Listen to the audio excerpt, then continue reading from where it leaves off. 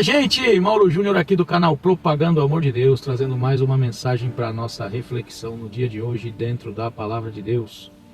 Peço a você que não está inscrito no canal, por gentileza, faça a sua inscrição, ative o sininho, curte, comenta e compartilha com o maior número de pessoas que você puder, tá bom? A pergunta é, quem está assentado na cadeira do teu coração? Por que essa pergunta?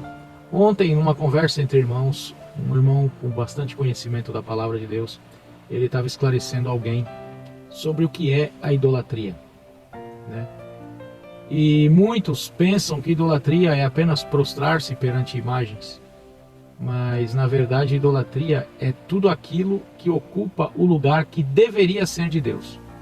Então você pode idolatrar o teu carro, você pode idolatrar o dinheiro, você pode idolatrar a tua casa, você pode idolatrar o teu trabalho, idolatrar a tua profissão, você pode idolatrar a tua esposa ou teu esposo, você pode idolatrar os teus filhos ou qualquer outra coisa. Tudo o que toma o lugar de Deus é idolatria. Devemos amar nossos filhos incondicionalmente, né? Mas o lugar de primazia e soberania no nosso coração, a cadeira, o trono que está dentro do nosso coração, quem tem que estar sentado nele é o nosso Deus. E baseado nisso, eu vou na história de Abraão, lá em Gênesis, no capítulo 22, quando Deus pediu para que Abraão entregasse Isaque, o seu filho, como sacrifício a Deus. Ora, Isaque era filho da promessa. Foi algo que Abraão muito quis, muito aguardou, muito esperou e que Deus lhe concedeu. E Isaque era, com certeza, aquilo que Abraão mais amava depois do Senhor, pelo fato de ser o filho da promessa e aquilo que Deus havia prometido para ele. E Deus, sabendo da promessa que ele havia feito e tinha cumprido com Abraão, por que pediu Isaque para Abraão? Se ele havia prometido, se ele havia dado, por que ele queria Isaque para si? A vida de Abraão recebeu um chamado para sair da sua terra, do meio da sua parentela e ir para um lugar que Deus lhe mostraria. Mas Abraão era filho de Terá, que era um homem idólatra, fabricante de ídolos. A cultura a qual Abraão foi criado era uma cultura idólatra.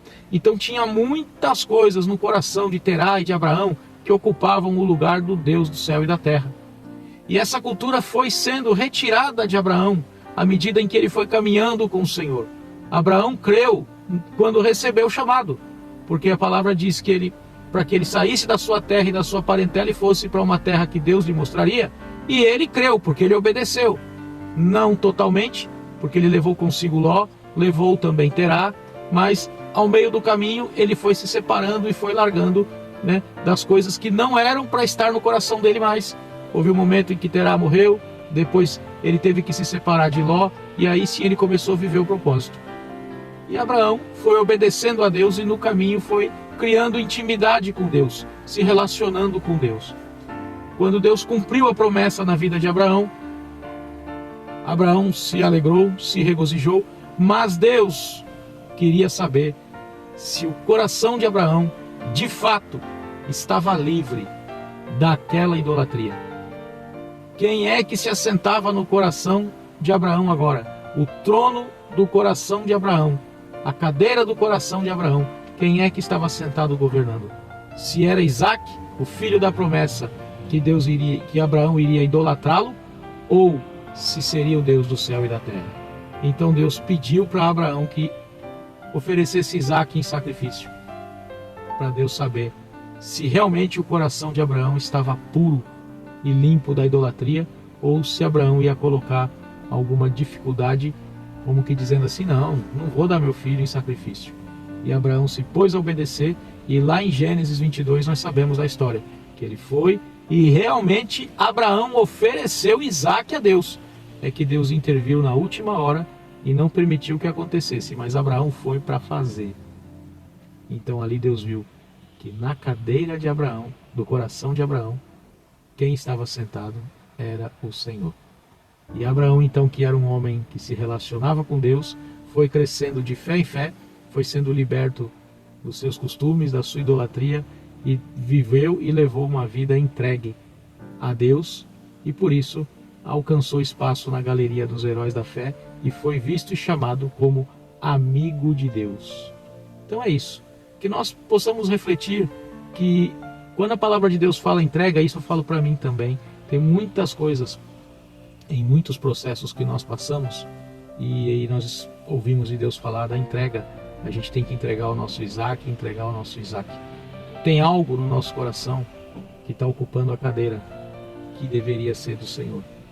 Tem algo na nossa vida que está sentado na cadeira do nosso coração, ocupando o lugar que deveria ser do Deus Todo-Poderoso. E nós temos que refletir e entender que essa cadeira dentro do nosso coração pertence a Deus.